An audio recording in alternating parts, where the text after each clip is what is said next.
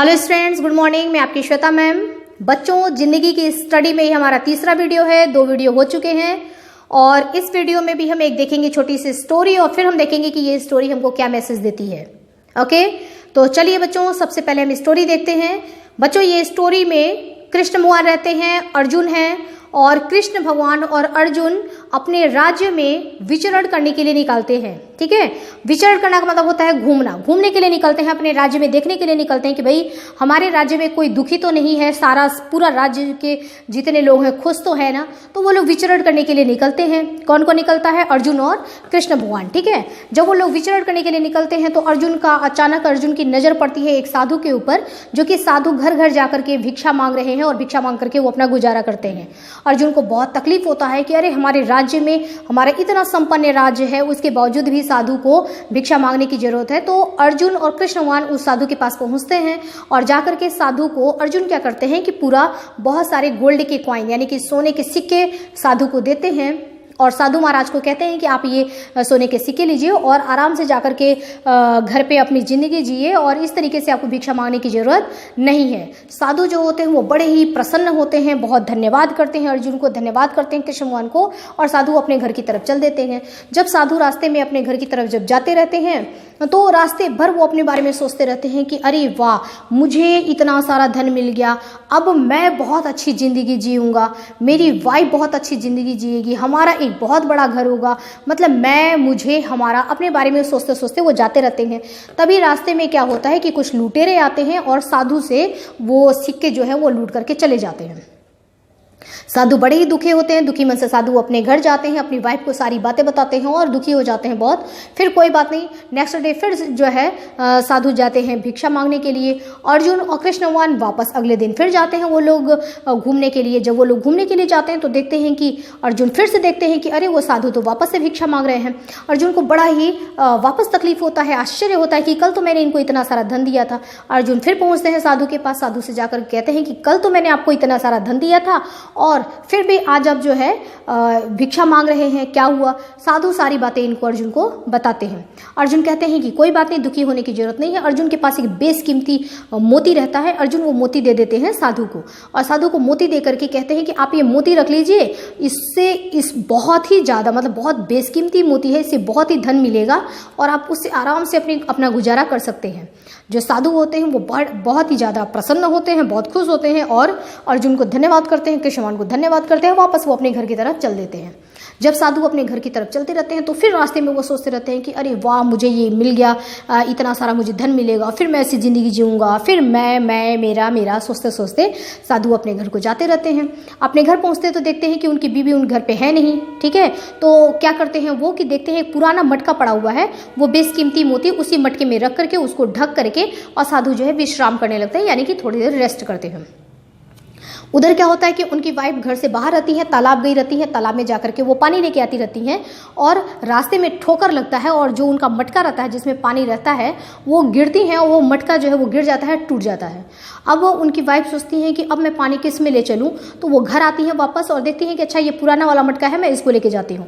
वो पुराना वाला मटका उठाती हैं, जाती हैं और जाकर के तालाब से पानी लेकर के आ जाती हैं और पानी निकालने में क्या होता है कि उसमें जो हीरा रहता है, वो जो बेशकीमती मोती है, वो पानी में बह जाता है। अब जब वो घर आती हैं तो जो साधु रहते हैं वो एकदम बेचैन हो जाते हैं, लगते हैं उनको ये कहने कि अरे मैंने उसमें बेशकीमती मोती रखा था, तुमने क्या किया, है ना, बेशकीमती वो मोती था। अब इस तरीके से जो है फिर उनके हाथ से वो धन चला जाता है। साधु वापस बहुत ही दुखी होते हैं और फिर नेक्स्ट डे वो जाते हैं भिक्षा मांगने के लिए। अर्जुन और कृष्ण भगवान वापस फिर घूमने जाते हैं। जब वो लोग घूमने जाते हैं तो अर्जुन फिर देखते हैं कि अरे साधु तो फिर से भिक्षा मांग रहे हैं। इनको बहुत ही फिर वापस दुख होता है कि अभी कल ही तो मैंने इनको दिया था। वो जाते हैं साधु के पास, पूछते हैं कि क्या हुआ, तो वापस से फिर वो उन पूरी स्टोरी बताते हैं। अब क्या होता है कि अर्जुन के पास तो कुछ होता नहीं है। अब कृष्ण भगवान क्या करते हैं कि उनके पास 2 पैसे होते हैं और कृष्ण भगवान कहते हैं कि साधु को ये 2 पैसे दे देते हैं कि आज तो मेरे पास कुछ है नहीं, ये 2 पैसे तुम रख लो, इससे तुमको कुछ फायदा हो जाएगा। और साधु को कहते हैं कि अब आप जो है आगे मत जाइए, सीधे अपने घर जाइए। ठीक है। अब साधु जो होते हैं वो धन्यवाद करते हैं अर्जुन को, धन्यवाद करते हैं कृष्ण भगवान को, लेकिन अपने मन में सोचते हैं कि बताओ अर्जुन कितने दयालु थे, मुझे इतने सारे सोने के सिक्के दिए थे, बेशकीमती जो है मोती दिए थे, और कृष्ण भगवान को देखिए इन्होंने मुझे सिर्फ ये 2 पैसे दिए हैं, 2 पैसों से मैं क्या करूँगा, ये क्या काम आएंगे मेरे तो किसी काम आएगा नहीं है ना, इतना सारा इतना कम पैसा, इसमें क्या होगा, ये सोचते हुए जाते हैं। तब तक साधु की नज़र जब वो जाते रहते हैं तो तालाब के पास से होकर के गुजरते हैं और साधु की नज़र पड़ती है एक मछुआरे के ऊपर। वो एक मछुआरा जो है बड़ी ही सुनहरी सी मछली को पकड़ करके और लेके जाता रहता है। साधु सोचते हैं कि इन 2 पैसों से मेरा तो कुछ होने वाला नहीं है, क्यों ना इन 2 पैसों से क्या करूं, उस मछली की मैं जान बचा लूं। तो साधु क्या करते हैं कि वो जाकर के मछुआरे से कहते हैं कि ये 2 पैसे तुम रख लो, उस मछली को फ्री कर दो, छोड़ दो, वो मछली मुझे दे दो। मछुआरा क्या करता है कि वो जो मछली है सुनहरी मछली वो दे देता है साधु को, ठीक है। अब साधु उस मछली को लेकर के, और साधु के पास एक कमंडलू होता है ना, एक ऐसा कंटेनर होता है जिसमें पानी भरा होता है, आपने देखा होगा।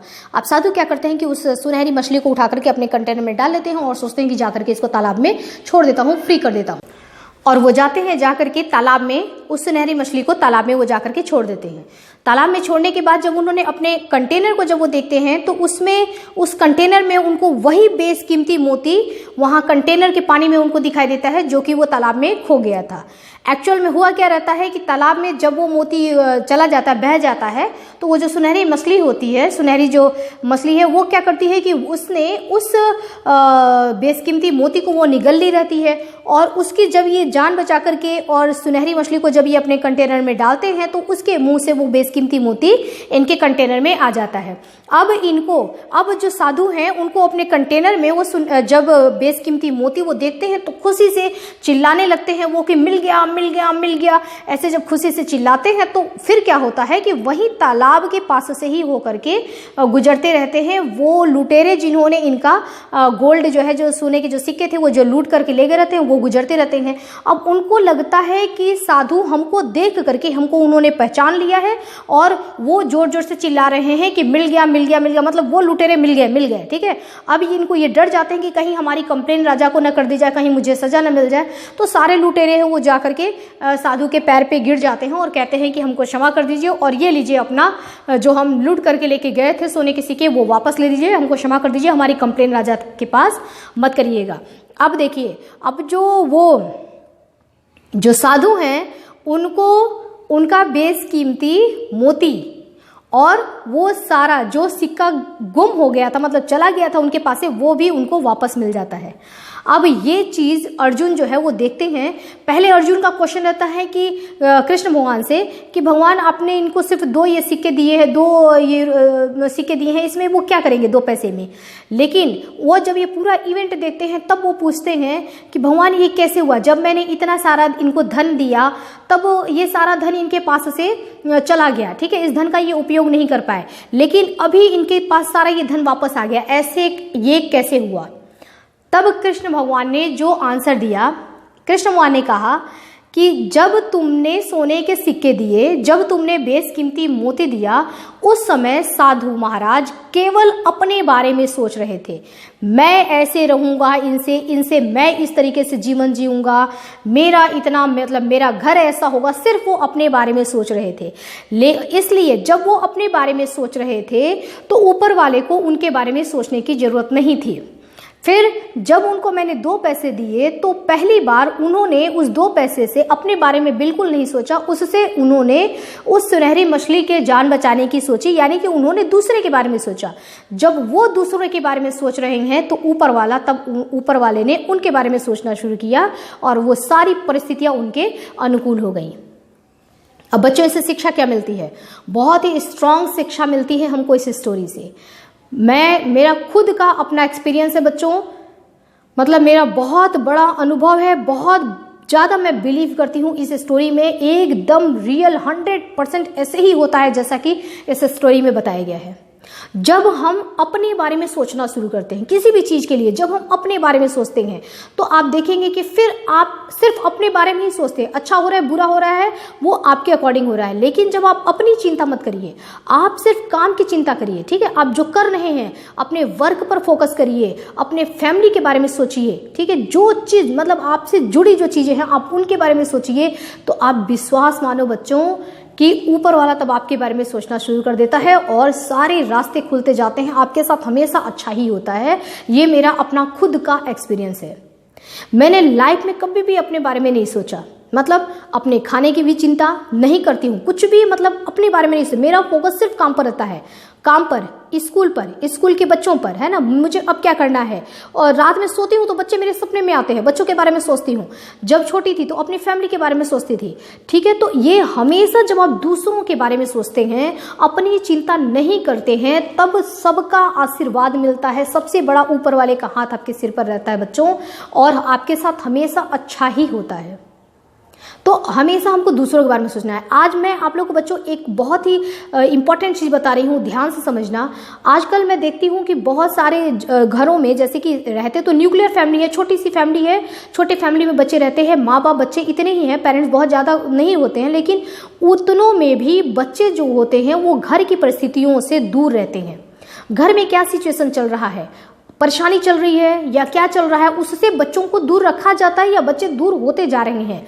बच्चों को मतलब नहीं रहता, बच्चे सिर्फ अपने बारे में सोचते हैं, अपने फ्यूचर के बारे में, फैमिली में क्या घटित हो रहा है, या हमारे पेरेंट्स किस परेशानी से हमको पढ़ा रहे हैं, या घर में क्या तनाव का माहौल चल रहा है, इससे बच्चों को कोई लेना देना नहीं है। उनको सिर्फ अपना मतलब है, मेरा होमवर्क हुआ कि नहीं हुआ, कल के बारे में सिर्फ वो अपने बारे में सोचते हैं और अपने फैमिली के बारे में नहीं सोचते हैं। अगर उनके पेरेंट्स उनको कुछ खाने के लिए देते हैं तो वो एक बार भी नहीं पूछते हैं कि पापा आपने खाया क्या, मम्मी आपने खाया क्या, है ना। तो ये चीज़ें बच्चों बहुत गलत है। आप फैमिली के साथ इन्वॉल्व होना बहुत ज़रूरी है।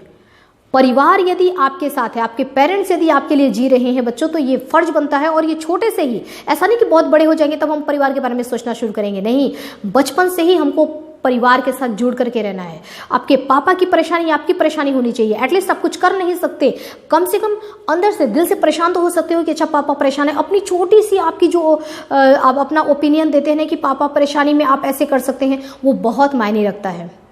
तो बच्चों हमेशा दूसरों के बारे में सोचिए, अपने पेरेंट्स, अपने पापा के बारे में सोचिए कि कभी भी कुछ भी ऐसा वैसा करने से पहले, है ना, कभी भी कुछ आपको लगे कि मुझे ये करना चाहिए नहीं करना चाहिए, अपने पेरेंट्स के बारे में सोचो कि पेरेंट्स आपको कितनी मुश्किलों से पढ़ा रहे हैं, आपको क्या करना चाहिए, क्या आपके लिए उचित है, ठीक है। और आप पढ़ लिख करके आपको सिर्फ अपने लिए नहीं जीना है, पेरेंट्स को आपको सम्मान देना, पेरेंट्स के लिए भी आपको जीना है, ठीक है। तो अपने पेरेंट्स के बारे में सोचेंगे, माता पिता, घर में आपके दादा दादी जो हैं, सबके बारे में आपको सोचना है। फैमिली के बारे में सोचिए, ठीक है। जैसे जैसे आप बड़े होते जाएंगे, आपके इर्द गिर्द जो भी चीज़ें आती हैं, जो एटमॉस्फेयर बनता जाता है, उनके बारे में सोचना है। मेरे साथ इतने सारे बच्चे जुड़े हुए हैं, मुझे हर एक बच्चे के बारे में सोचना है, हर एक बच्चे की चिंता करनी है, मैं अपने बारे में नहीं सोच सकती, ठीक है। तो ये चीज़ होना चाहिए। जिस दिन आप दूसरों के बारे में, सिर्फ दूसरों के बारे में सोचना शुरू कर देते हैं और आपको सिर्फ अपने काम पर फोकस करना है, यानी कि अहमियत देना है सिर्फ अपने काम को। जब आप स्टूडेंट लाइफ में, तो आपकी क्या ड्यूटी बनती है, ईमानदारी से अपनी ड्यूटी करिए और अपने बारे में कभी मत सोचिए, पूरे अपने परिवार के बारे में सोचिए, हर सदस्य के बारे में सोचिए।